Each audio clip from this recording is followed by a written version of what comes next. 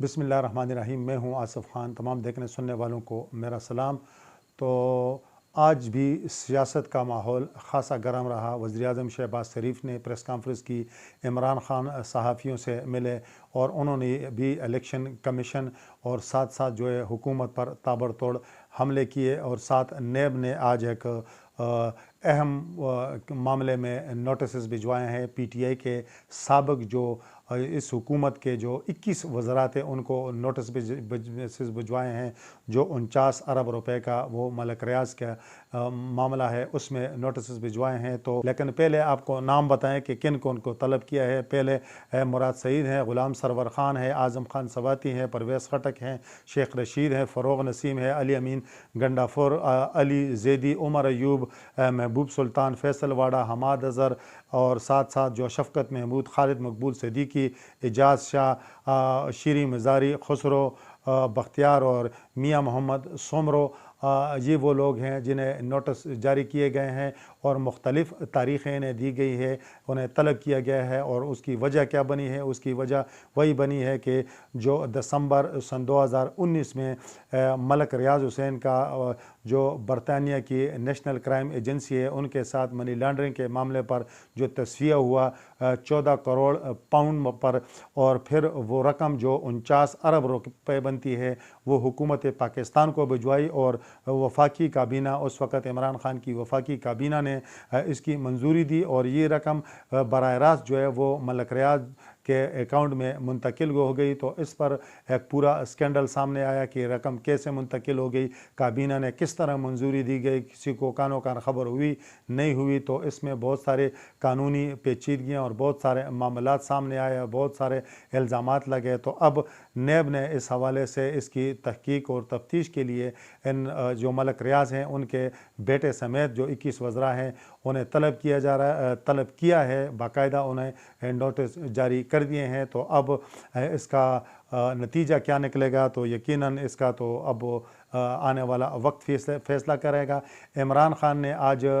सहाफ़ियों के ग्रुप से मिले और आज उन्होंने फिर जो है स्पेशली उन्होंने इलेक्शन कमीशन को टारगेट किया और कहा कि चीफ़ इलेक्शन कमिश्नर जो है बिल्कुल जानबदार हैं, बददियानत हैं और ऐसे चीफ़ इलेक्शन कमिश्नर की मौजूदगी में इलेक्शन जो आम इंतखाबात जो है वो PTI नहीं लड़ेगी। तो और दूसरी तरफ जो इलेक्शन कमीशन ने बाकायदा इसके उनके जो इल्ज़ामात थे उनको मुस्तरद किया है और ये कहा है कि इमरान खान कहते हैं कि मेरे ख़िलाफ़ जो तो शाखाना केस है उसकी समाअत खुली अदालत में की जाए। तो उन्होंने कहा कि हमने जो समाअत की है और जो कर रहे हैं वो खुली अदालत में ही कर रहे हैं। इमरान खान जो है वो अखलाकियात का दर्स देते हैं लेकिन ख़ुद उस पर अमल नहीं करते। वज़ीर-ए-आज़म शहबाज शरीफ ने भी आज प्रेस कॉन्फ्रेंस की है और उन्हें जो सबसे जो उन्हें अहम मसला वही जो आर्मी चीफ़ का तकर्री का था, तो उन्होंने कहा कि वो तो कानून के मुताबिक होगा और उस पर हमें ना कोई जल्दी है और ना कोई परेशानी है। अगर उस पर कोई परेशान होता है तो ये उनका अपना मसला है। इसके अलावा उन्होंने जो इमरान खान की हुकूमत पर जो साबका हुकूमत है उस पर शदीद तनकीद भी की है और कहा है कि हमने रियासत बचाने के लिए इस वक्त अपनी सियासत दाव पर लगाई। हम अगर ये हुकूमत न लेते तो पाकिस्तान खुदा न ख्वास्ता दिवालिया हो जाता। और साथ आज इसहाक डार जो हैं उन्होंने जो टेक्सटाइल मिल एसोसिएशन के जो तंजीम है उनके साथ मुलाकात की है और तमाम बरामद कुनगान के लिए बिजली का जो फ़िक्स रेट है वो 20 रुपये फ़ी यूनिट मुकर्रर किया है, इस पर इत्तेफाक किया है और कोई 100 अरब रुपए सब्सिडी देने का ऐलान किया है। तो अब इससे हमारी जो टेक्सटाइल इंडस्ट्री पर कितने अच्छे असरात मुरतब होते हैं या कितने लोगों को रोज़गार मिलता है और ये टेक्सटाइल इंडस्ट्री कितना फ़रोग़ पाती है, तो यकीनन अब जो ये हुकूमती इक़दामात हैं उन पर अमल दरामद होगा तो पता चलेगा। जो पाकिस्तान के सदर मुमलिकत हैं आरिफ अलवी, उन्होंने आज पार्लियामेंट के मुश्तरका इजलास से ख़िताब भी किया लेकिन लगता है कि वो आगे से नो लिफ्ट का बोर्ड लगा हुआ था और 442 का جو ارکان بنتے ہیں اس میں بمشکل 16 سے 20 ارکان ہی اس ایوان میں حاضر تھے، اور حکمران جماعت کے لوگ تو تھے ہی نہیں، لیکن پی ٹی آئی کے ممبران جو ہے انہوں نے بھی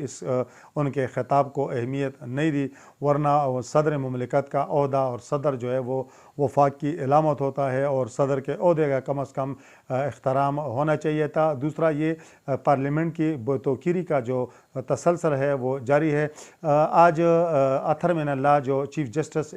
اسلام آباد ہائی کورٹ ہیں، وہ جو پی ٹی آئی کے استعفوں کا معاملہ ہے اس پر آج انہوں نے زبردست ریمارکس دیے ہیں کہ وہ پارلیمنٹ کے خلاف یہ کوئی توقع نہ رکھے کہ عدالت جو ہے وہ پارلیمنٹ کے کسی حکم کے خلاف کوئی فیصلہ دے گی، اور ان سے یہ بھی کہا کہ آپ جو ارکان ہے وہ پارلیمنٹ واپس جائیں، اور اگر آپ کو پارلیمنٹ کی عزت عزیز ہے، اگر آپ کو لوگوں نے مینڈیٹ دیا ہے، لیکن اگر آپ کو سڑکوں پر رہنے کا شوق ہے تو بے شک پورا کریں، اور ان سے کہا ہے کہ آپ باقاعدہ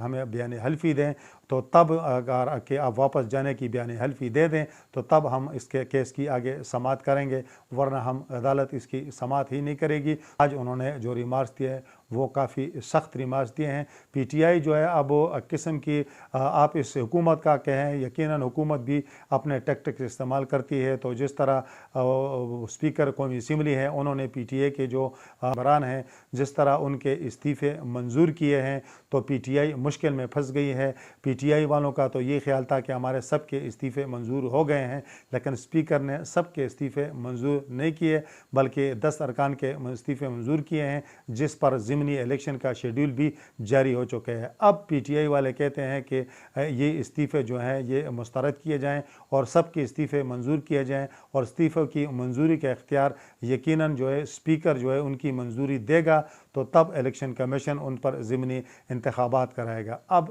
مسئلہ عمران خان کے لیے پھر وہ یو ٹرن والا ہے۔ اب اگر وہ یو ٹرن لے کر باقی ممبران ایوان میں واپس آتے بھی ہیں، اور اس دوران اگر پرویز اشرف جو اسپیکر ہیں انہوں نے مزید ارکان کے استعفے منظور کیے، تو کیا صورتحال پیدا ہوگی اور پی ٹی آئی کو کن مشکلات اور کس طرح سبکی کا سامنا کرنا پڑے گا، تو یقیناً وہی وقت اس کا تعین کرے گا۔ لیکن ایک بات طے ہے کہ عمران خان کو جس نے بھی اس پہلے اسمبلیاں توڑنے کا اور بعد میں جو یہ استعفوں کا مشورہ دیا، وہ پی ٹی آئی کا کوئی خیر خواہ نہیں تھا بلکہ پی ٹی آئی کا دشمن تھا، اور عمران خان کو کم از کم جو اپنے ارد گرد جو خیر خواہوں کے روپ میں جو دشمن بیٹھے ہوئے ہیں ان سے بچنا ہوگا، ورنہ مشکلات کے بور میں جس طرح انہیں پھنسایا ہے وہ نہ ہو کہ آگے وہ مزید مشکلات کا شکار ہو جائیں، اور نہ صرف عمران خان کو نقصان ہو بلکہ پاکستان کی معیشت اور پاکستان کی جمہوریت کو نقصان ہو۔ تو عمران خان کو بے شک جمہوریت میں جو بھی ان کے جو ذرائع ہیں وہ اپنے تمام استعمال کرنے چاہیے، لیکن یہ دیکھنا چاہیے کہ نادان دوست کہیں انہیں پھنسا نہ دیں، اور اس طرح پھنسا نہ دیں کہ جہاں سے پھر ان کے لیے باہر نکلنا مشکلات کے بور سے مشکل ہی ہو جائے۔ اس وقت کے لیے اتنا ہی، اللہ حافظ۔